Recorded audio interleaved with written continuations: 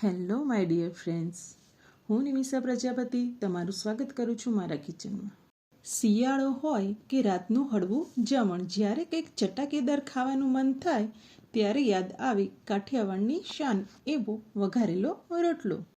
તો આજે આપણે બનાવીશું વઘારેલો રોટલો. તો ચાલો બનાવવાનું સ્ટાર્ટ કરીએ. વઘારેલો રોટલો બનાવવા માટે 2 મીડિયમ સાઇઝના રોટલા લઈ લઈશું, જેને મેં પહેલાંથી બનાવીને રાખ્યા છે.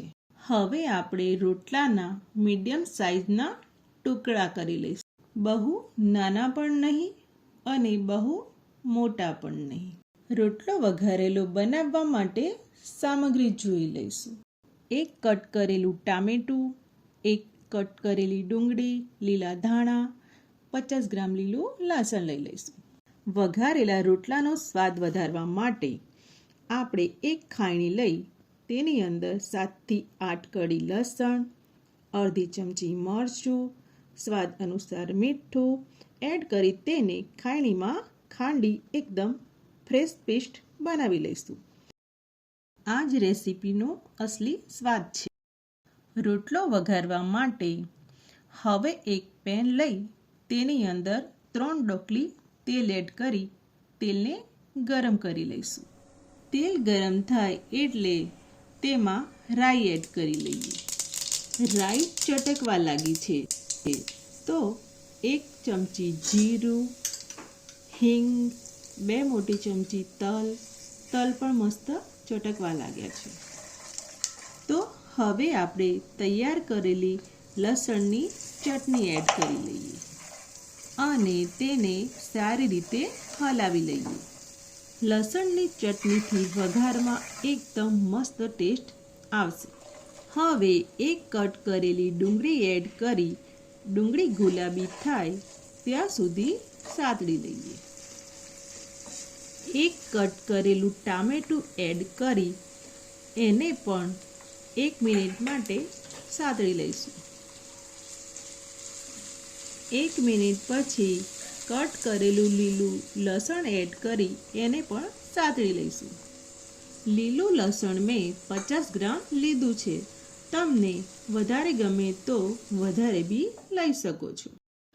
હવે તેમાં 1 ચમચી મરચું, અડધી ચમચી હળદર, અડધી ચમચી ધાણાજીરું પાવડર, સ્વાદ અનુસાર મીઠું એડ કરી મસાલાને સાતળી લઈએ અને તેને 1 મિનિટ માટે ચડવા દઈએ.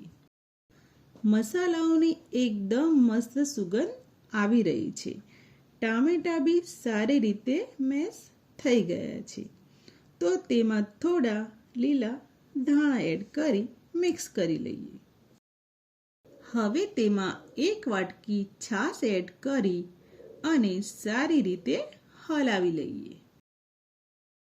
જ્યારે છાશમાં એક ઉભરો આવે ત્યારે તેમાં રોટલાના ટુકડા ઉમેરી લઈએ અને તેને મિક્સ કરી લઈએ અને ગેસની ફ્લેમ મીડિયમ કરી લઈએ. હવે તેને ઢાંકીને 1 થી 2 મિનિટ ધીમા તાપે ચડવા દો, જેથી રોટલો એકદમ પોચો અને જ્યુસી થઈ જાય.